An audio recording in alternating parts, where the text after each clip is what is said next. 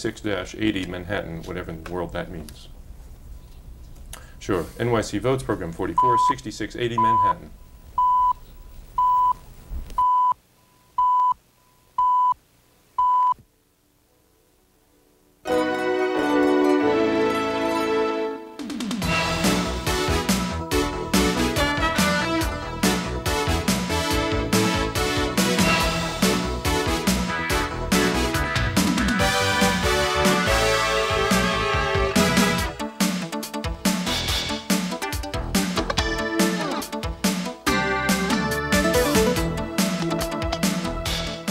Hello, I'm Marty Goldenson. Welcome to NYC Votes 1988. On this edition, we'll meet candidates for the 66th Assembly District in Manhattan. This includes the Upper East Side, Central Park South, parts of Yorkville and Lenox Hill, Carnegie Hill, and the tip of Turtle Bay.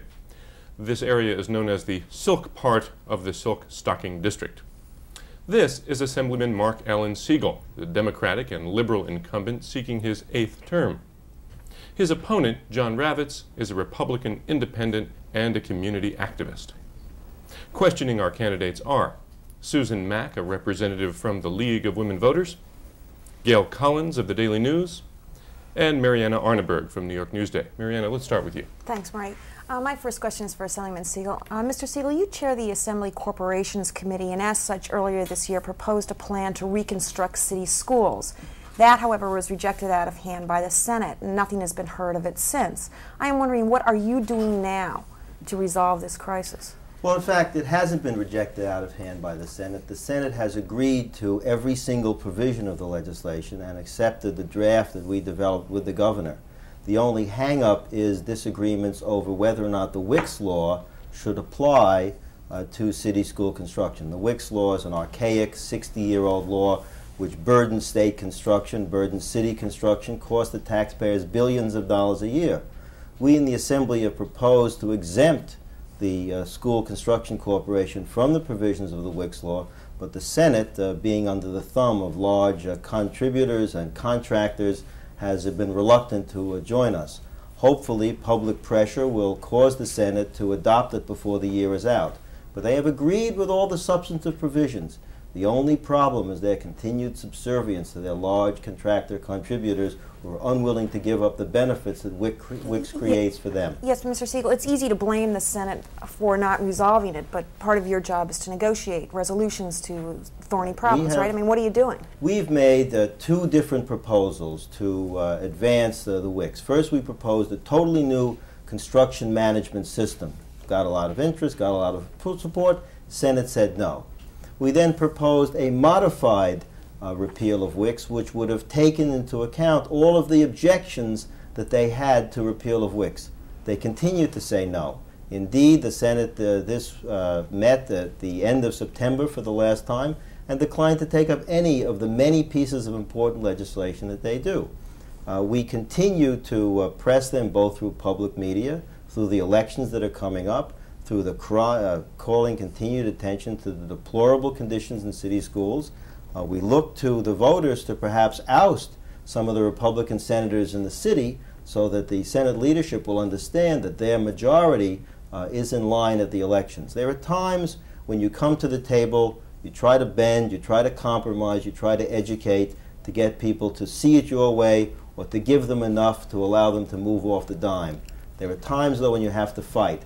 And with the Wicks law now, and allowing that, although everything else is agreed to, allowing that one archaic law to hang up, fixing up the schools for this city's kids, means that the time has come to fight. If we don't win the battle, then we'll have to go back to the table in December to try to get a law through. If it means that we have to submit once again to the Wicks stick-up, as we did when we were trying to repair the courthouses in the state, that's a decision that we'll have to make in consultation with the governor and the mayor. But right now we've offered every reasonable and a few unreasonable compromises to try to get it through. They're stuck on this particular point because they're in the pocket of their contributors, and now we're going to have to go to war. Mr. Ravitz, this brings up an interesting question for, I think, any Republican who's running for the legislature in New York. Every time anybody wants anything in New York and they go to their representative and say, we would like this, they say, we can't do it, the Senate doesn't want it, the Republicans in the Senate, they're ruining our lives. Why should people in Manhattan elect a Republican assemblyman when they're so angry at the Republicans in the Senate all the time anyway? Well, first, I have to go back to Mr. Siegel in terms of his coming to the table and fighting for the repeal of the Wicks law and the school construction. The one thing that he fails to mention, that at the recent Assembly special session in which these bills were brought up, and the school construction bill, he wasn't there. In fact, when the one school construction bill that he's talking about was in committee, he wasn't there to fight to get it out of committee. And in fact, excuse me, it came out of committee, John, and it passed the Assembly because I had drafted the bill. Now, I committed to be with my family on an extended vacation in Europe where we had pre-purchased the tickets. But it's a sign of my influence that even though I wasn't there, the bill that I drafted and that I introduced was reported out of committee and passed by the Assembly overwhelmingly. I have to take time to be with my family. Everybody does that. We have a large number of people, but my colleagues have sufficient respect for me that when I've done the work and to put everything in position, they will pass that bill whether I'm physically present or not, because they know if my name is on it, it's a quality piece of work. 6 bills of mine passed during the August session while I was away with my family, meeting my obligations to my children. well, I am not going to fault you for meeting the obligations of your children. I do wish, though. You're trying No, to. sir. What I do wish is that when you have an article in Newsday when you talk about your school construction bill and when you put a newsletter out to your constituents, I think you should be honest with them and to make to make sure that they know that even though you were on vacation, you were not there at the special session fighting to get that legislation passed. There was no fight in the Assembly. The Assembly was there without the Senate being present. And as I said, the Assembly overwhelmingly passed my bill. And Mr. Siegel is talented enough that even without being there, he can pass legislation. If you were instead in the legislature, as a Republican, you'd be in the minority party. Sure, but I think it's important that we have the checks and balances of a two-party system in our state legislature. The education system in this city is in terrible shape. And if I could, just to clarify and really clarify how I've seen it, for the last 3 years I've run an anti-drug program through Congressman Green's office. And we've specialized in anti-drug prevention lectures as well as staying in school. Last March at one of our seminars, a 13-year-old boy walked out of one of the seminars. I followed him out because I wanted to see why he wasn't attending, and he told me that the reason why he wasn't going to stay is because he was wasting his time. Because he could be on his street corner making $1,000 a week to bring home to his family as a lookout for a pusher. He asked me why he should stay in school when he could be making this type of money. And the only answer I had for him at the time was that the only two places he would end up might be Rikers Island and the morgue if he stays in this type of situation. The bottom line is this young boy deserves a better answer. And it's up to every representative, whether it be on the local, state, and federal level, to find that answer. This situation with the school system is just another example of the mismanagement that we've had from one-party leadership. Well, what is the answer? What answer do you give to him? Well, at this point, I think we have to do a few things. First thing we have to do is we have to begin to weed out and cut out the bureaucracy at 110 Livingston Street. And one of the first things that I want to do once I join the Assembly is to get a management team in. Now, everyone says, well, we've had management team studies before. But the one thing, and the tragic thing that I think we've always left out, and we always forget, is that the one group of people that suffer the most are their kids. And unless the management team, unless the state legislators, the city legislators understand that we have to be fighting for our kids in our school system, we're not going to happen. Let's look at the facts. Our dropout rate is up. We can't get our schools built or repaired. The crime in the schools in terms of where teachers and students aren't safe to even sit in their classroom. And even the kids who are graduating our system have poor skills. Well, we have to have what is a management study going to Well, the first thing a management team, I think, will do is we have to let them know this is what your objectives are. We need for you to go in and tell us once and for all how the Board of Ed can run efficiently. We have to be able to tell them that we want to know how we can get and switch the money from the bureaucrats and the no-show administrators at 110 Livingston Street and give it to the most important people in our system, our teachers. Let's talk about what's actually been done. You offered the kid threats, Rikers Island, the morgue, to get him to change his way. We did something this year that was very special. The Liberty Scholarship Program, created by Governor Cuomo, modified by the Assembly to include counseling and tutoring and support, that gives kids the incentive to believe that if they work well, they'll go to college. Now, of course, our Republican friends in the state Senate got out their bandit masks and guns and stuck us up for $400 million for private colleges before they'd agreed to something like the Liberty Scholarship. This year, we couldn't pass the school aid bill necessary to help the city of New York because the Long Island Republicans got out their guns and masks and wanted to stick us up for school aid for the richest school districts in the state. John, this is what happens in Albany.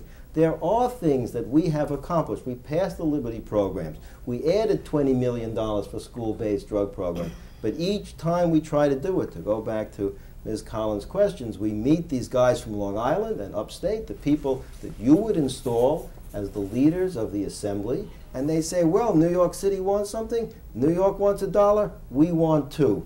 People in need want something, we want something for people who are not in need, just because they're our constituents, because we're at the gate and we're going to collect the toll. Mr. Ravitz, Yes. I mean, we have a new head at the board at Livingston Street, and he's already talking about shaking up management and making changes. Are you saying that what he's doing is not good enough, or you want to put something over him, on top of him, or some sort of committee guiding him? I think we can work together.